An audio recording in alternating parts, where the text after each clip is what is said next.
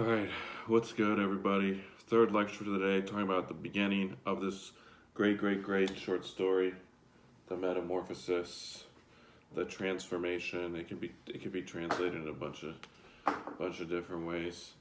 Uh, uh, we meet in this story a family named the Samsas, and Gregor Samsa is the oldest son. He's got mom and a dad and a younger sister. He's 20 something, was in the military. Now he works as a salesman.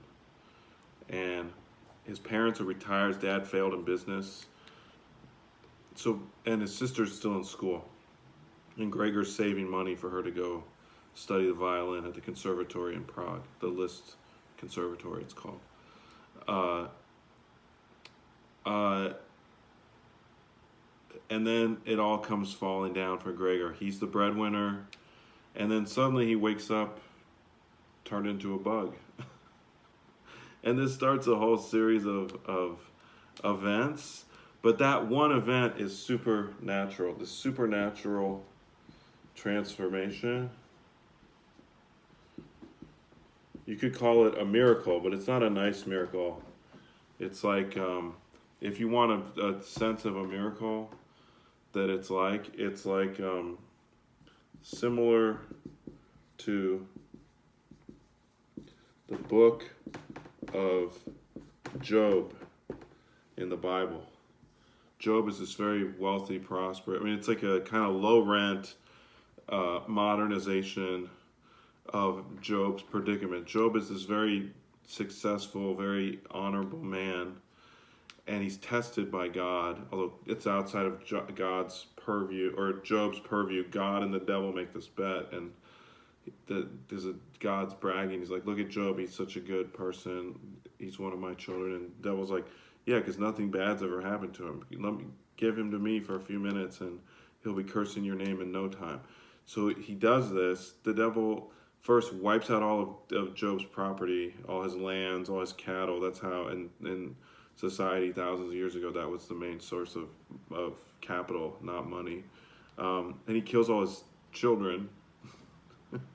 Then he covers him in sores, so he's in these blisters. And Job doesn't demand anything, God, but he just says, why, God? And famously, his friends then come, and you know what your friends say in situations like that that's so annoying. They say, oh, it happened to you for a reason.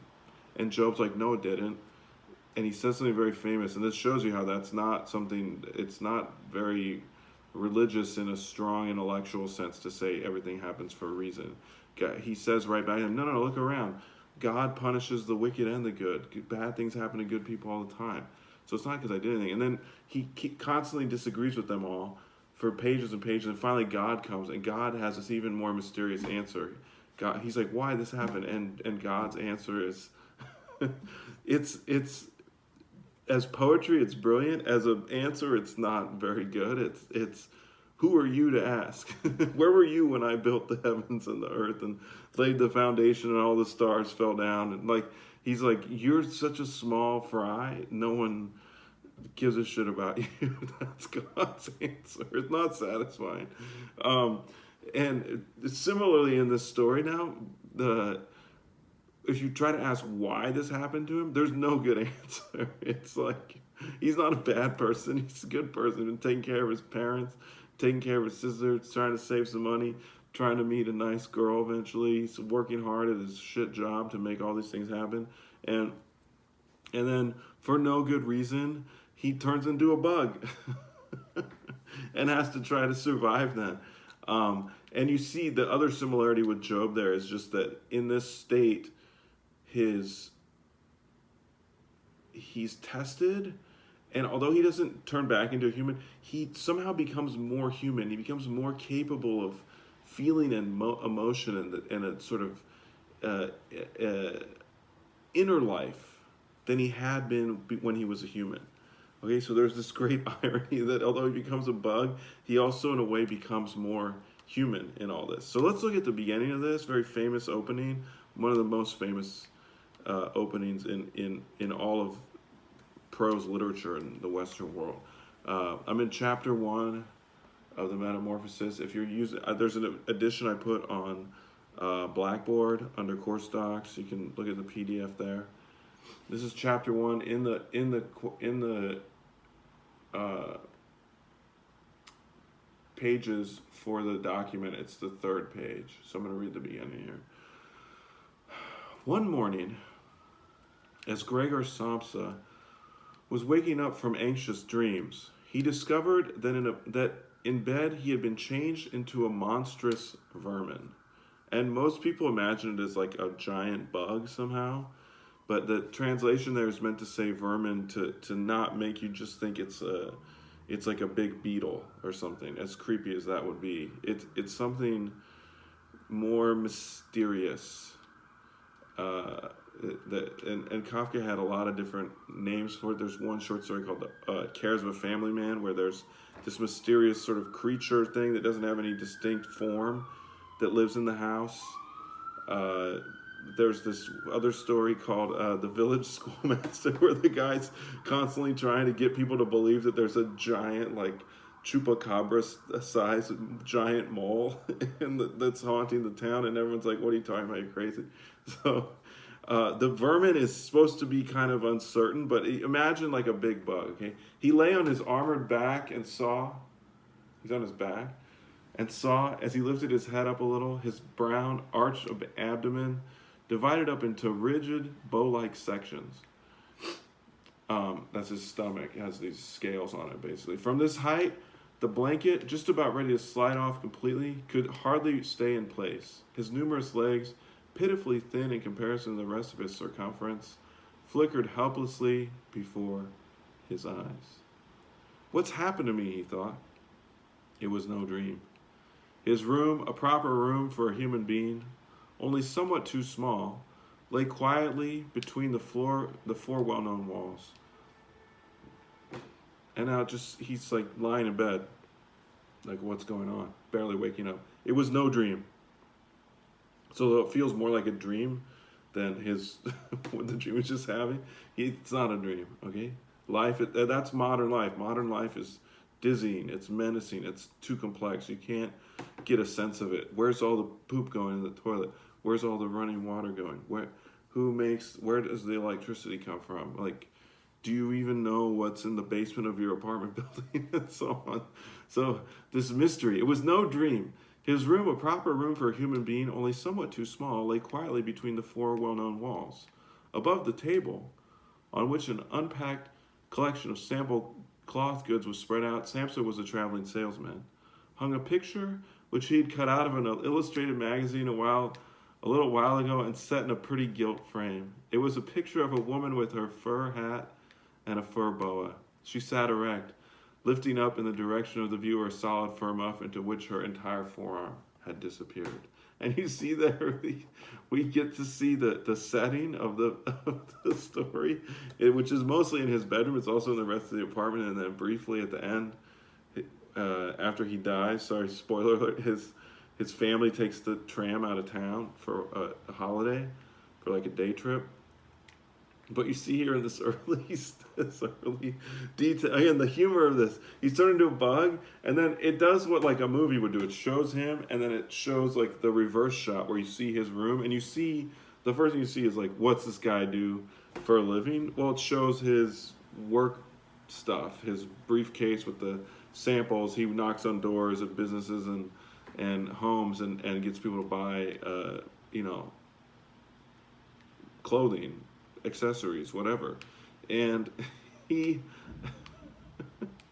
he's also cut out of a frame, or cut out of a picture, cut out of a magazine that he's using to sell stuff, and put in a frame a picture of a pretty girl. So he's like lonely, has no girlfriend. It's almost like I don't know, when I was a kid, a guy would have like a swimsuit model on his wall, like a teenage boy, like, I don't know, Cindy Crawford or Pamela Anderson or whatever. It's like that kind of picture is hanging on the wall in a frame. So he's a simple man with these simple kind of sphere. He's a little bit lonely, bit of a loser, but trying to do the right thing by his family. Let's read on.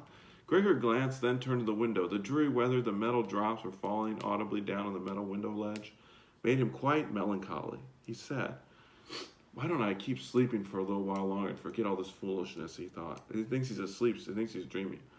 But this was entirely impracticable, for he was used to sleeping on his right side. In his present state, he couldn't get himself into this position. No matter how hard he threw himself on his right side, he always rolled back again on his back. He must have tried it 100 times, closing his eyes so that he would not have to see the wriggling legs, and gave up only when he began to feel a light, dull pain in his side, which he had never felt before.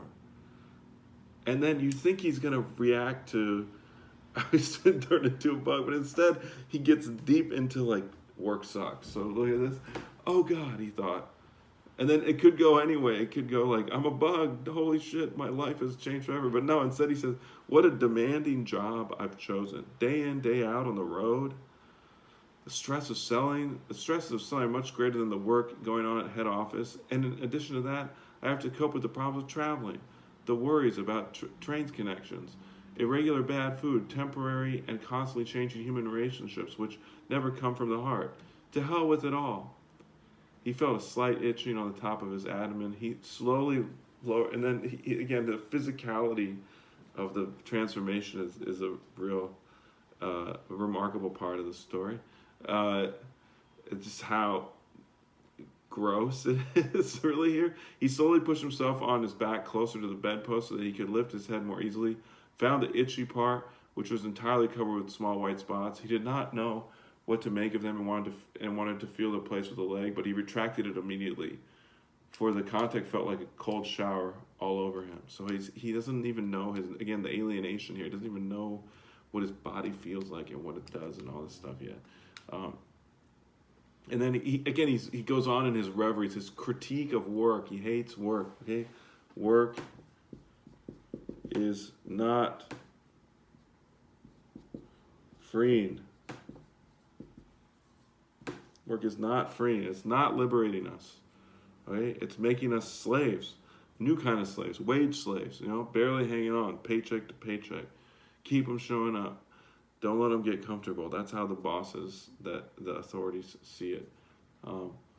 He slid back into his earlier position. This getting up early, he thought, makes a man quite idiotic. A man must have his sleep. Other traveling salesmen live like harem women. That is, they just chill at hotels. For instance, when I come back to the inn during the course of a morning to write up the necessary orders, these gentlemen are just sitting down to breakfast. He works for a shitty company that's like exploiting him, right? If I were to try that with my boss, I'd be thrown out on the spot. Still,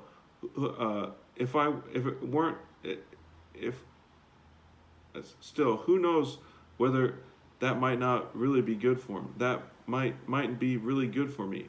If I didn't hold back for my parents' sake, I'd have quit ages ago. I would have gone to the boss and told him just what I think from the bottom of my heart. He would have fallen right off his desk. How weird it is to sit up at the desk and talk down to the employee from way up there. If the boss has trouble hearing, so the employee has to step up. So you see the irony here. The real fantasy is not turning into a bug. That's the reality. The real fantasy is standing up to your boss and quitting your job. No one has the guts to do that. That's the even crazier metamorphosis that is like just a fantasy in this fantastical story where you can become a bug, but you can't actually stand up to your boss.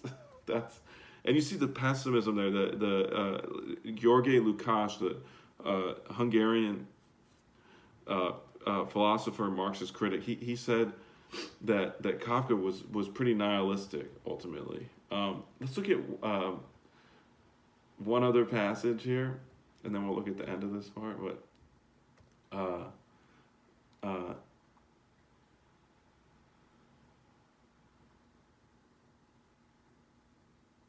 let's just look at this part where, okay, so he's in bed, he can't get up.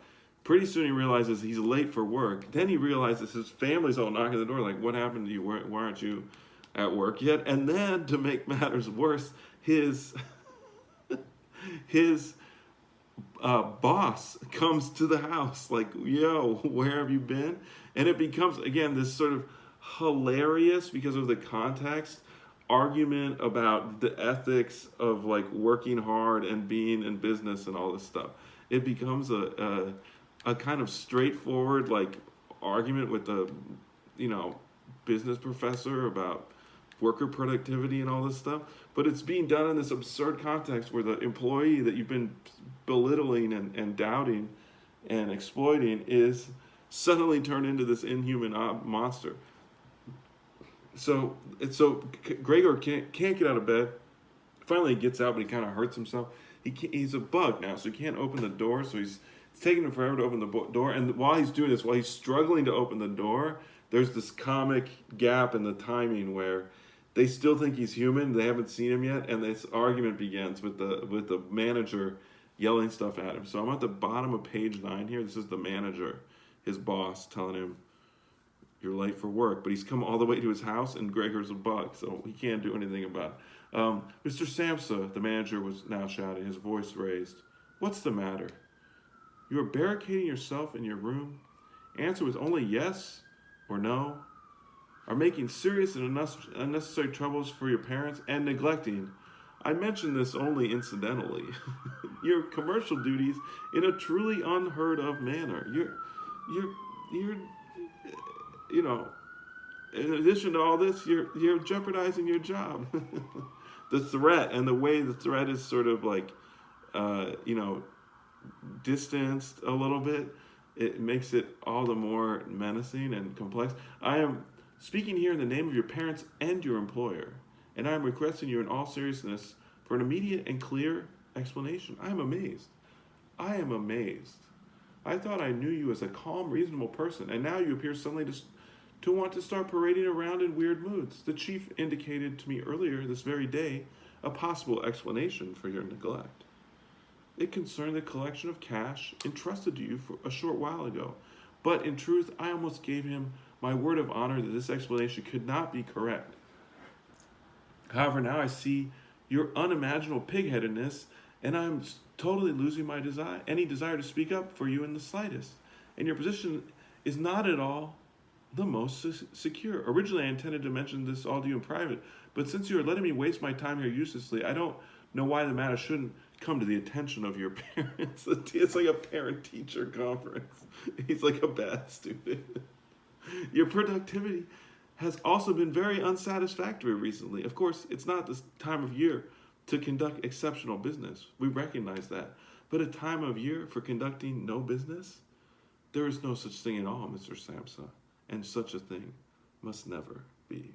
And again, it's like he's a bug. He can't even open the door. They're like telling him, you gotta. And then Gregor tries to talk back to him, but it's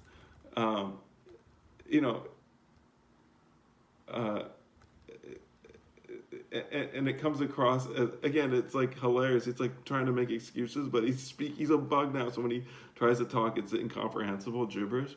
He thinks it still sounds like words to him, but to outsiders, it sounds like nothing at all. And then as he gradually becomes a bug, more and more and less human in some ways, he stops even trying to talk. "But Mr. Manager," called Gregor beside himself, and in his agitation, forgetting everything else. Again, he's like, "I'm not a bug anymore. I'm just an employee who's screwed. I'm opening the door immediately, this very moment." He's like, "I'm trying to get out the door. I'm trying, but I have no hands." Again, it's funny, in a dark way. "A slight indisposition, a dizzy spell, has prevented me from getting up. I'm still lying in bed right now, but I'm quite refreshed once again. In the midst of getting out of bed, I'm in the midst of getting out of bed. Just have patience for a short moment. Things are not going as well as I thought, but things are all right. How suddenly this overcame someone. This can overcome someone. Only yesterday evening, everything was fine with me. My parents certainly know that. Actually, just yesterday evening, I had a small premonition. People must have seen it in me. Why have I not reported that to the office? But people always think that they'll get over his sickness without having to stay at home. Mr. Manager, take it easy on my parents." Again, he's just begging and bargaining, and he can't communicate effectively with them. So it's really that it's purposeless, really. So, anyways, I'll be getting a sense of the story, the humor, the realism. Okay, the sort of ironic, magic realism. it's a contradiction. Okay, it's a contradiction